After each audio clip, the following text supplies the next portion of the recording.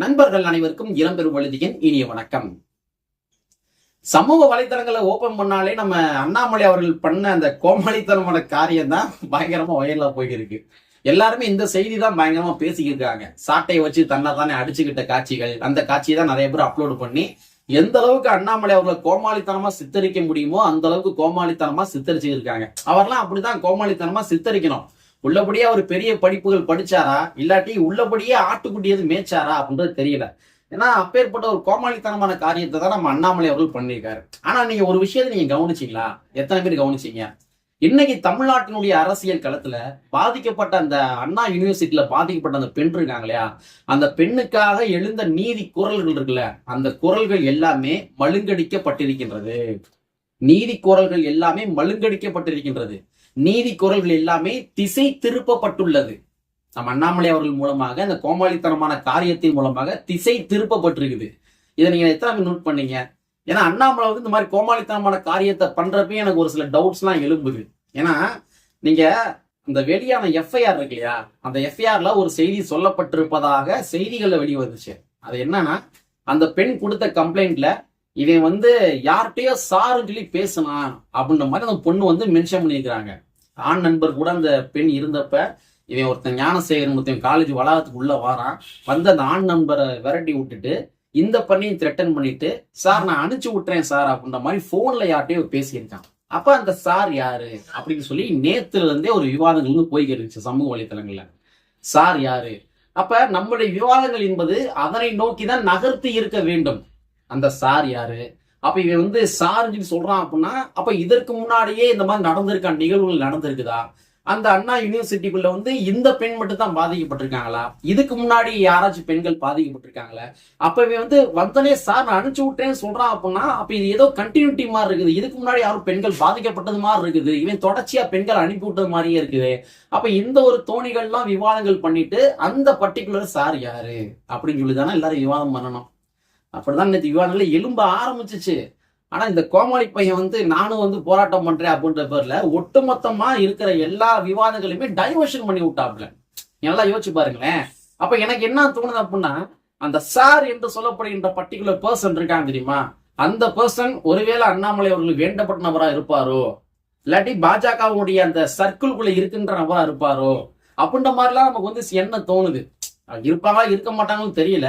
ஏன்னா இவ்வளவு பெரிய ஒரு இஷ்யூ வந்து இந்த மாதிரி கோமாளித்தனமா டைவர்ஷன் பண்ண வேண்டிய தேவைகள் என்னன்ற மாதிரி யோசிக்க தோணுது. ஏங்க போராட்ட வடிவங்கள் இருக்கு இல்லையா, இந்த போராட்ட வடிவங்கள் வந்து பல்வேறு வகைகள்ல இருக்குது. நிறைய பேர் சுடுகாட்டுக்கு பாதை இல்லை அப்படின்னா ஒரு பாடையை ரெடி பண்ணி பாடம் மாதிரி கொண்டு போவாங்க, கலெக்டர் ஆஃபீஸ் வாசல்ல கொண்டு போவாங்க. அதே மாதிரி எங்களுக்கு வந்து பட்டா தரல அப்படின்னா கலெக்டர் ஆஃபீஸ் வாசல்லே உட்காந்துட்டு கஞ்சி காய்ச்சி குடிக்கிற போராட்டம் எல்லாம் பண்ணுவாங்க. அந்த மாதிரிலாம் போராட்ட வடிவங்கள் இருக்குது. ஆனா பாதிக்கப்பட்ட அந்த பெண்ணுக்காக இந்த ஆள் போராட்டம் பண்றேன்ற பேர்ல தன்னைத்தானே சாட்டையை வச்சு அடிச்சு கொள்ற ஒரு போராட்டம் என்பது போராட்ட வடிவமா? யோசிச்சு பாருங்க. அதுவும் அவருடைய லுக்க பாருங்க. உள்ளபடி ஒரு வேட்டியை கட்டிக்கிட்டு நல்லா பட்டையை போட்டுக்கிட்டு, இந்த மாதிரி ஒரு கோமாளித்தனமான அதிகாரியை நம்ம எங்கேயாச்சும் பார்த்திருக்கோமா? இவரெல்லாம் எப்படிதான் இதுக்கு முன்னாடி வரைக்கும் அதிகாரியா இருந்தாருன்னே தெரியவே இல்லை. டோட்டலா டைவர்ஷன். எல்லாருமே டோட்டல் டைவர்ஷன். பாதிக்கப்பட்ட அந்த பெண்ணுக்காக இன்னும் கூட பல இடங்கள போராட்டம் நடத்தி இருக்கிறாங்க. மாணவர்கள் போராட்டம் நடத்தி இருக்கிறாங்க. அதே மாதிரி வந்து கம்யூனிஸ்ட் கட்சியை சார்ந்த போராட்டம் நடத்தி இருக்கிறாங்க. ஆங்காங்கே விடுதலை சிறுத்தை கட்சியை சார்ந்த போராட்டம் நடத்தி இருக்கிறாங்க. இன்னும் பெரியாரி அமைப்புகள் போராட்டம் பண்ணிக்கிறாங்க. அம்பேத்கர் இயக்கங்கள் போராட்டம் பண்ணிக்கிறாங்க. ஆனா ஒட்டுமொத்த போராட்டத்தினுடைய அந்த வீரியம் எல்லாத்தையும் மழுங்கடிக்கும் விதமாக மக்கள் மத்தியில பேசு பொருளா வந்து ஆயிருக்க வேண்டிய ஒரு செய்திய, அதாவது யார் அந்த சார் அப்படின்ற மாதிரி பேசு பொருளா மாறி இருக்க வேண்டிய செய்திய டோட்டலா மாற்றி விட்டு இந்த ஆளு கோமாளித்தனம் பண்ண வீடியோ தான் எல்லா இடங்களிலும் பயங்கரமா வைரலா போய்க்கிருக்குது. அந்த சார் யாருன்றது கடைசி வரைக்கும் தெரியாம போயிருமோ, யாரும் விவாதங்கள் நடத்த மாட்டாங்களோ அப்படின்ற மாதிரி தோணுது. ஏங்க ஒரு பாதிக்கப்பட்ட பெண், இன்னைக்கு காலைல கூட நான் வந்து எனக்கு தெரிஞ்ச ஒரு வழக்கறிஞர்கிட்ட பேசுனேன். அவர் சொல்றாரு, ஒரு தம்பி நாங்க சாதாரணமா போய் காவல் நிலையத்துல அந்த எஃப்ஐஆர் காப்பியை கேட்டோட தரமாட்டாங்கப்பா, உடனே தரமாட்டாங்க சார். நாளைக்கு வாங்க, நாளை கழிச்சு வாங்க, இருக்குது இல்ல சார். நீங்க அது என்ன மென்ஷன் பண்ணிக்கிறீங்க? ஃபர்ஸ்ட் இன்வெஸ்டிகேஷன் ரிப்போர்ட்ல நீங்க என்ன இன்வெஸ்டிகேஷன் பண்ணிருக்கீங்க காட்டுங்க, அப்படின்னா எங்க கேஸ் வந்து நாங்க பாக்குறதுக்கு யூஸ்ஃபுல்லா இருக்கும் அப்படின்ற மாதிரி கேட்டாங்க அப்படின்னா தரமாட்டாங்களாமா. ஆனா இவ்வளவு பெரிய ஒரு கேஸ், ஒரு சென்சிட்டிவான ஒரு விஷயம், ஒரு பெண்கள் சார்ந்த ஒரு விஷயம், அந்த எஃப்ஐஆர் வந்து வெளியில வந்திருக்குது. அப்ப அது எப்படி வந்துச்சு? அது எப்படி வந்து யாரு வெளியிட்டா, எந்த அதிகாரி மூலமா வெளியிடப்பட்டது அதை ஏன் ஹைடு பண்ணி வைக்கல? ஒருவேளை ஆன்லைன்ல கிடைக்கிறதாக இருந்தா ஏன் ஹைடு பண்ணி வைக்கல? இந்த மாதிரி சென்சிட்டிவ் கேஸை வந்து ஹைட் பண்ணி வச்சிருக்கணும்ல, ஏன் வந்து ஹைட் பண்ணி வைக்கல? ஸோ இந்த மாதிரிலாம் விவாதங்கள் போக வேண்டிய விஷயம் இந்த விஷயம்.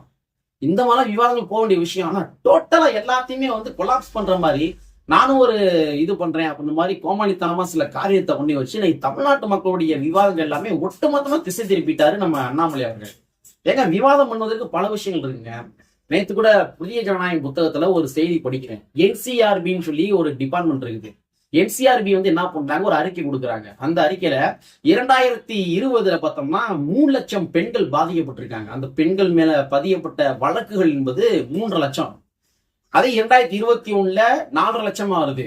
2022 4.25 லட்சம் வருது. அப்ப ஒவ்வொரு வருடத்திற்குமே பெண்கள் மீதான வன்கொடுமைகள் என்பது தொடர்ச்சியா வந்து அதிகரிச்சுக்கிட்டே இருக்குது. அப்ப இந்த மாதிரிலாம் விவாதங்கள் பண்ண வேண்டியது பண்ணுவதற்கு பல முகாந்திரங்கள் இருக்குது. நம்ம இந்த மாதிரிலாம் டிபேட்ஸ் நடத்தணும் அப்படின்னா தான் நாளைக்கு பெண்கள் வந்து பாதிக்கப்பட மாட்டாங்க. ஒருமித்த குரல்ல குரல் எழுப்ப வேண்டிய தேவைகள் இருக்குது. ஆனா இப்ப ஏற்பட்ட ஒரு சென்சிட்டிவான இஷ்யூவை நானும் வந்து ஆதரவா நிக்கிறேன் அப்படின்ற பேர்ல டோட்டலா கோமாளித்தனமான காரியத்தை பண்ணி எல்லாத்தையுமே வந்து கொலாப்ஸ் பண்ணி விட்டாப்புல நம்ம அண்ணாமலை. ஏங்க புரிதல் இருக்க நபர்கள் ஒரு சில பேர் வந்து பதிவுகள் போடுறாங்க, ஒன்னாலதான் எல்லாமே வந்து கொலாப்ஸா போச்சு அப்படின்ற மாதிரி சில பேர் புரிதல் இருக்க நபர்கள் சமூக வலைத்தளம் எழுதுறாங்க. அந்த காட்சிகள் நம்ம பாக்குறோம். புரிதல் இல்லாத நபர்கள் அண்ணாமலை வந்து வெறும் கோமாளியா சித்தரிக்கிற மட்டும் ஒரு ஒரு ஒரு எப்படி சொல்றது, நகைச்சுவைக்காக எழுதுறதை மட்டும்தான் வந்து ஒரு வேலையா வச்சிருக்கிறாங்க. அது அவங்களையும் குறை சொல்ல முடியாது. ஏன்னா அந்த மாதிரி கண்டென்ட் தூக்கி இந்த ஆள் கொடுத்துருக்காரு. நான் தான் சொல்றேன், இந்த பாதிக்கப்பட்ட அந்த பெண் அந்த இஷ்யூல சார் அப்படின்னு சொல்லி வார்த்தை வருது இல்லையா, அந்த நபர் சார் யாரு? அந்த சார் வந்து ஒருவேளை அண்ணாமலை அவர்களுக்கு இல்லாட்டி பாரதிய ஜனதா கட்சியுடைய சர்க்கிள்ல வட்டாரத்துல இருக்கின்ற நபரா, இல்ல முக்கிய புள்ளியா, ஒரு தொழிலதிபரா, இல்ல யார் அவரு? சோ அப்ப அவரு சார்ந்து எந்த விவாதங்களும் போய்விடக் கூடாது. காவல்துறைக்கு வந்து அழுத்தங்கள் வந்து விடக்கூடாது. பொதுமக்கள் மத்தியில் அழுத்தங்கள் வந்து விடக்கூடாது. இதற்கான கட்சிகளின் மூலமாக அழுத்தங்கள் வந்து விடக்கூடாது. சமூக வலைத்தளங்களை பேசுபொருளாக மாறிவிடக் கூடாது. இந்த மாதிரிலாம் பல்வேறு வகையான எண்ணங்கள் கொண்டு இந்த மாதிரி கோமாளித்தனமான போராட்டத்தை இவர் பண்ணாரா அப்படின்ற மாதிரி என்ன தோணுது. ஏங்க போராட்ட வடிவமாங்க இது. இதுவும் ஒரு நூல் இது என்னது, பஞ்சு கயிறு வச்சு இவரும் அடிக்கிறாரு, முதலடி அடிக்கிறாரு, 2 அடி கழுத்தை சுத்திக்கிறது, 3வது அடி அடிக்கிறாரு, 4 அடி அடிக்கிறாரு, 5 அடி ஒருத்தர் வந்து ஐயோ வேணாம் அப்படின்னு கட்டி பிடிக்கிறாரு. என்ன நாடக கம்பெனி எடுத்துங்களா? நாடக கம்பெனி எடுத்துங்களா? ஒட்டுமொத்தமா கண்டென்ட், எக்கச்சக்க கண்டென்ட், டைவர்ஷன் பண்ணுவதற்கு எக்கச்சக்க கண்டென்ட். அவன் எப்படி ஒரு செய்தியில் போறாங்க பாருங்க. அங்க அண்ணா யூனிவர்சிட்டியில பாதிக்கப்பட்ட பெண்ணுக்கு போராட்டம் நடத்தாங்களே, அது சம்பந்தம் செய்தியில் வரல. இப்ப இன்னைக்கு டோட்டலா வரவே இல்லை. என்னென்ன செய்தி வருமா காலையில இருந்து? அண்ணாமலை அவர்கள் தன்னைத்தானே அடித்துக் கொள்வாரா மாட்டாரா? அவரு வந்து ஷூ எடுத்து காட்டினார் இல்லையா, நான் வந்து இனிமேல் ஷூ போட மாட்டேன்னு சொல்லி. அந்த ஷூவுடைய ரேட் எவ்வளவு? 2.5 லட்சமா? அப்ப 2.5 லட்சம் அவளுக்கு இவருக்கு வந்து எவ்வளவு பணங்கள் எங்கிருந்து வருகின்றது அப்படின்னு அது சம்பந்தமா செய்திகள். அப்புறம் அண்ணாமலை வந்து எந்த கயிற்றால் அடித்துக் கொள்ள போயிட்டார்? பஞ்சு கயிறா, நூல் கயிறா, அப்புறம் என்னது இந்த சாக்கு கயிறா, சணல் கயிறா அப்படின்னு அது சம்பந்தமா ஒரு செய்திகள். அதுக்கப்புறம் வந்து இவர் அடிக்கிறாரு. இவர் அடித்து முடிஞ்சு தடுத்து பாய்ந்து வந்து தடுத்த நபர் யார் அப்படின்னு அது ஒரு செய்தி. எத்தனை அடி அடித்தார்? தன்னைத்தானே எத்தனை அடி அடித்தார்? ஏன் அடித்தீர்கள் என்று பெண் தொண்டர்கள் வெளியில் நின்று குமுறல்கள், அண்ணா எங்களிடம் சாட்டையை கொடுங்கள், நாங்கள் அடித்துக் கொள்கிறோம். எத்தனை செய்தி, எத்தனை டைவர்ஷன், எத்தனை கண்டென்ட். கோமாளித்தனமா ஒரு விஷயத்தை பண்ணி எத்தனை கண்டென்ட்டை வந்து மக்கள் மத்தியில் கொடுத்து டோட்டலா டைவர்ஷன் டிபேட்ஸ் நீங்க நடத்துங்க, நீங்க அப்படியே திசை மாறி போயிருங்க அப்படின்ற மாதிரி அண்ணாமலை வந்து ஒரு கோமாளித்தனமான காரியத்தை பண்ணி ஒட்டுமொத்த போராட்ட நோக்கத்தையே வந்து செதைச்சு வச்சிருக்காரு அப்படின்ற மாதிரி தான் பார்க்க முடியும். நான் சொல்றேன், மறுபடியும் சொல்றேன், அந்த சார் யாரு?